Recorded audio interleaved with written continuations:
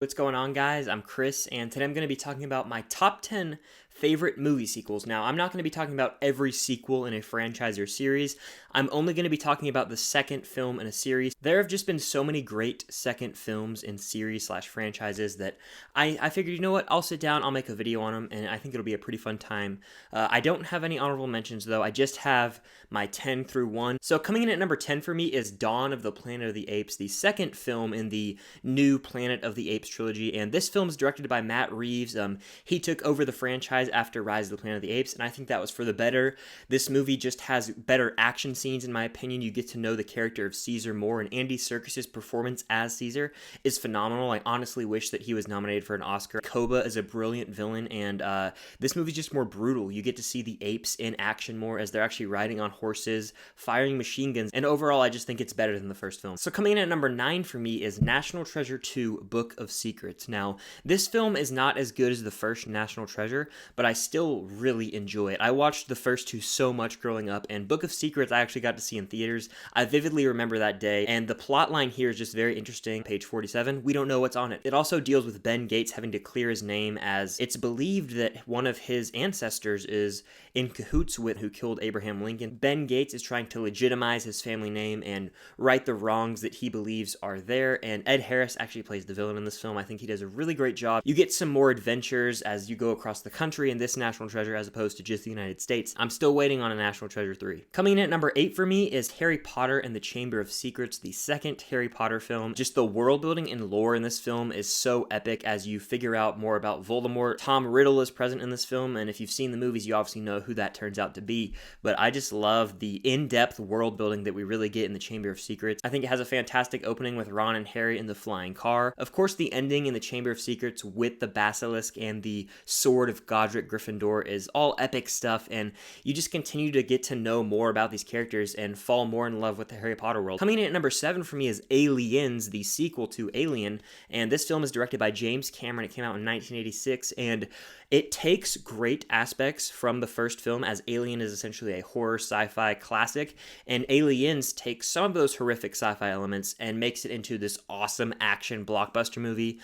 You have some epic fight sequences early on where it's like an army of dudes going up against an army of xenomorphs, and it's just blowing my mind. Like, the action is so crazy good. The movie is so fast-paced from beginning to end. It's a very perfect companion piece to Alien, and that's why I think it's one of the better sequels of all time. Coming in at number 6 for me is SpiderMan II, the second film in the Sam Raimi Spider-Man trilogy. Now, I adore the first Spider-Man movie. I think it's my favorite of that trilogy, but Spider-Man 2 is a phenomenal movie. Do not get me wrong. Alfred Molina's Doc Ock is humanized early on as he ends up falling victim to his life's work, and he becomes Dr. Octopus, where the legs take control of him, and you see him wreaking havoc on the city as he doesn't have control over himself. He's no longer Otto Octavius. He's Doc Ock. And then, of course, you see Peter Parker really struggling with life in this film, as he's always running late. He doesn't know how to manage his time. He's struggling with relationships, and he's just going through it all. He actually loses his powers at one point. Overall, we just get some awesome web-slinging action, especially the phenomenal train sequence. I've heard people talk about it to death on YouTube, but it really is great. And of course, Doc Ock's final moments are awesome. And I just like to see Peter and MJ's relationship evolve in this film, and overall, it's one of the best Spider-Man films ever made. So before I give you guys my top 5, definitely be sure to hit the like button and comment down below your favorite movie sequels of all time, specifically your favorite second films in franchises. So coming in at number 5 for me is Pirates of the Caribbean: Dead Man's Chest, the second film in the Pirate series, and it ups the ante. Everything that I love about Curse of the Black Pearl, it takes from that and it adds to it, creates more of a world-building feeling as you see Davy Jones for the first time in The Flying Dutchman, and of course you see more at-sea battles, which I'm just a huge fan of. You get the whole entire third act on Isla de Cruces, where you have this awesome three-way sword fight that ends up on a spinning wheel, and the Kraken is in this movie.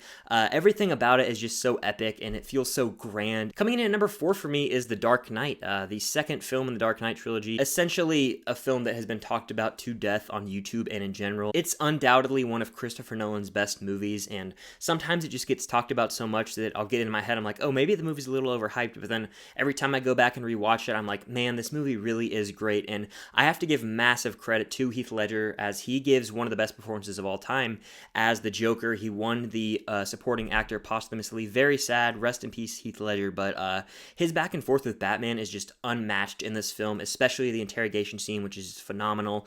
The opening heist scene, that is just Nolan flexing his directing abilities as he locks you in from start to finish. I love how a lot of this movie was shot in IMAX. You can really just feel the epic scale of it all.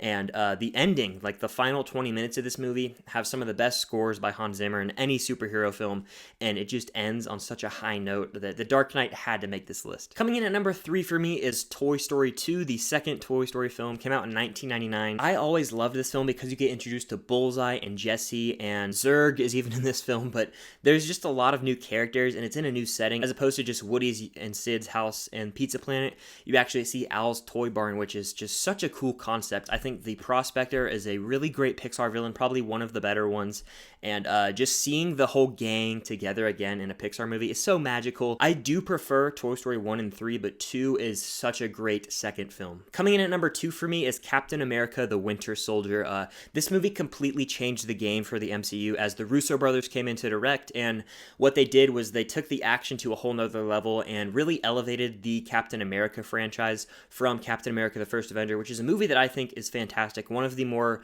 underappreciated in the MCU, but Winter Soldier is just so great. I could sit here and gush about it all day. Everyone has already done that. I've even talked about the MCU on my channel plenty of times. The back and forth between Cap and Bucky, very well done in my opinion. I like the relationship between Nat and Steve. I think they're one of my favorite duos in the MCU. I wish we got to see more of them. And of course, you get introduced to Falcon, Sam Wilson, in this movie, played by Anthony Mackie, who is just a phenomenal supporting character, and the "On Your Left" line is born in this movie. One of the greatest callbacks in the MCU as it comes back in Endgame. There's just so many details that are thought out in this movie. It's such a thriller and so different for the MCU. It was a refreshing change of pace. But coming in at number 1 for me, my favorite sequel of all time has to be Empire Strikes Back. This is the follow-up to the original Star Wars, and this movie is so close to being my favorite Star Wars movie. It's my number 2.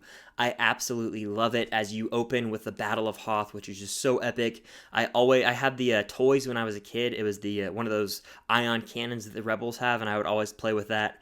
I loved watching the Battle of Hoth, and then you see Luke go to Dagobah to train with Yoda, and you get some of the best moments ever, as Yoda's theme is one of my favorite scores, and it plays throughout that sequence. Do or do not, there is no try. I can't do a Yoda voice, so I'm not going to embarrass myself here, but that's one of the best quotes in all of Star Wars, and it takes place in this film. And then you see Han, Leia, Chewie, R2, and C-3PO in the Millennium Falcon, and they go through the asteroid field, and you get the quote, "Never tell me the odds." And then it all culminates on Bespin, Cloud City, when you see Vader versus Luke showdown, and you get the iconic "No, I am your father" line. I could literally sit here and gush about it for an hour, 2 hours, all day. Empire Strikes Back has to be my favorite sequel of all time. So that's going to do it for this top 10 favorite movie sequels video. I hope you guys enjoyed. Definitely consider hitting the like button. Comment down below your favorite movie sequels of all time. I would be interested in talking to you guys in the comments down below. That's one of my favorite things to do with every video I make. If you haven't already, please consider subscribing to the channel. It would mean the world. The support lately has just meant a ton. I love continuing to grow this community. Be on the lookout for future live streams, collabs, podcast episodes, all that good stuff. And until next time, I'll see you guys later.